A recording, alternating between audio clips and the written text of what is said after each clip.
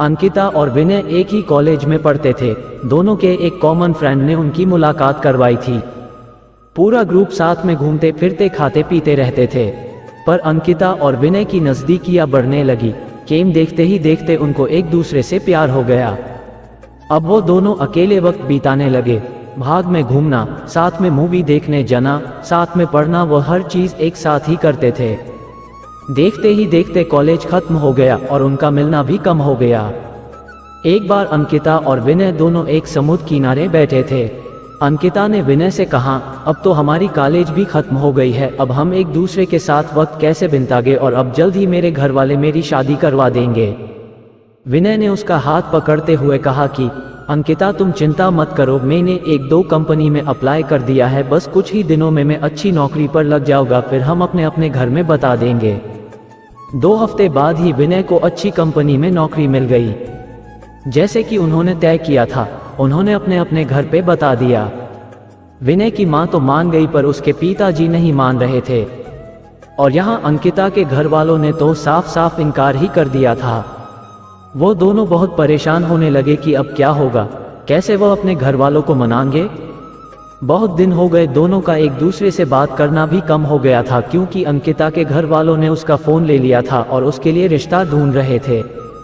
वो कभी कभी अपनी सहेली के घर जाती, तभी विनय को फ़ोन कर पाती थी और बस हमेशा यही कहती कि विनय तुम जल्दी ही कुछ करो वरना मेरी शादी हो जाएगी, मैं तुमसे बहुत प्यार करती हूँ, तुम्हारे बिना नहीं रह पाऊंगी।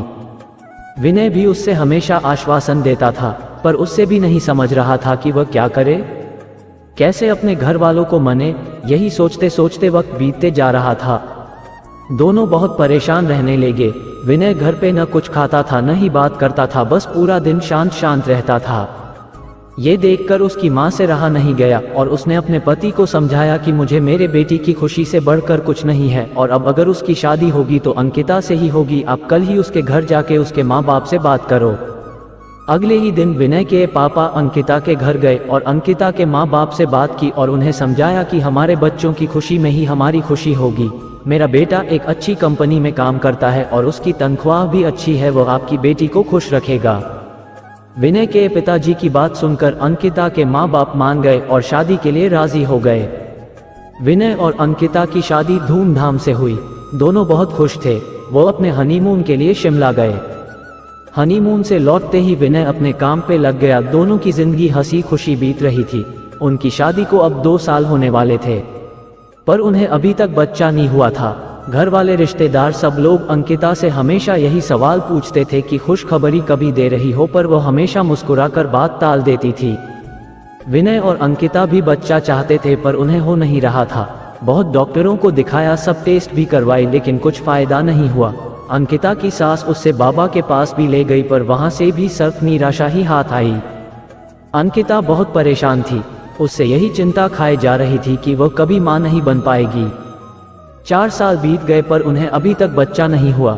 एक दिन विनय ऑफिस से लौट तो उसकी माँ उससे चिल्लाने लगी कि तूने अपनी मर्जी से शादी की, अब देख रहा है ना बच्चा भी नहीं हो रहा, अब हमारा वंश आगे कौन बढ़ाएगा। लोगों के ताने सुन सुन कर मेरे कान पक गए हैं। आखिर हमें भी इच्छा होती है कि अपने पोते पोतियों को देखे। यह सब अंकिता सुन रही थी। विनय ने अपनी मां को समझाया कि जरूरी नहीं कि आपकी बाहू में ही कुछ कमी हो, मुझ में भी तो हो सकती है, आप शांत हो जाइए। जैसे तैसे उसने अपनी मां को चुप करवाया और अपने रूम में चले गया, जहां अंकिता वहां बहुत रो रही थी। विनय उसके पास गया और उससे गेल लगा कर कहने लगा, तुम चिंता मत करो, सब ठीक होगा, मैं हूं ना तुम्हारे साथ, मैं तुम्हारा साथ कभी नहीं छोड़ूंगा। और माँ की बात का बुरा मत मानो, वो ऐसे ही कहते हैं, गुस्से में जाने दो, खाना लगा दो, हम साथ में खाते हैं। अंकिता थोड़ा शांत हुई और खाना लेकर आई। दोनों ने साथ में खाना खाया और सोने लगे। पूरी रात अंकिता यही सोचती रही कि कैसी औरत हूँ मैं, जो अपने पति को बच्चा भी नहीं दे पा रही, अपना वंश को आगे नहीं बढ़ा पा रही, कितनी बदनसीब हूँ मैं। वो पूरी रात नहीं सोई और बस रोए जा रही थी। सुबह हुई, सब अपने अपने काम में लग गए। विनय भी ऑफिस के लिए निकल गया। अंकिता भी अपना काम करने लगी, पर उसके दिमाग में वही रात वाली बात चल रही थी। पूरा दिन यही सोचती रही। रात को जब विनय घर आया तो अंकिता ने उससे खाना दिया और वह दोनों अपने कमरे में सोने की तैयारी कर रहे थे कि तब अचानक अंकिता ने विनय से कहा कि क्यों ना हम एक बच्चा गोद ले ले, अब हमें तो बच्चा नहीं हो रहा, क्यों ना हम किसी बच्चे को गोद ले और उससे माँ बाप का सुख दे और हमें भी बच्चे का सुख मिल जाएगा। विनय ये बात सुनकर बहुत खुश हुआ। वो दोनों दूसरे ही दिन एक दत्तक ग्रहण संस्था गए और वहाँ पूरी बात बताई। दत्तक ग्रहण संस्था वालों ने कहा कि आप एक फॉर्म भर दीजिए, जैसे जैसे ही सब जांच पड़ताल हो जाएगी आपको फ़ोन आ जाएगा। उन्होंने फॉर्म भरा और एक आशा के साथ घर लौटे कि शायद अब उनकी परेशानी दूर हो जाएगी। 6 महीने हो गए, उनको कॉल नहीं आया। विनय जब भी वहाँ जाता वो लोग उससे एक ही जवाब देते कि कॉल आ जाएगा, पर इंतज़ार की घड़ियाँ बढ़ती जा रही थी। अब अंकिता हिम्मत हार चुकी थी, वो पूरी तरह से टूट चुकी थी। विनय भी आखिर कितना उसको समझा पाता, दोनों थक चुके थे। उन्हें अभी कोई उम्मीद ही नहीं रही थी कि वो कभी माँ बाप बन पाएंगे। पर विनय ने अंकिता का साथ और कोशिश करना नहीं छोड़ा। वो हर 2 दिन में संस्था जाता था। इंतज़ार करते करते 8 महीने हो गए थे और एक दिन अचानक विनय को कॉल आता है कि आप दत्तक ग्रहण संस्था में आ जाए, आपके लिए एक खुशखबर है। उसने तुरंत अंकिता को फ़ोन करके दत्तक ग्रहण संस्था आने के लिए कहा।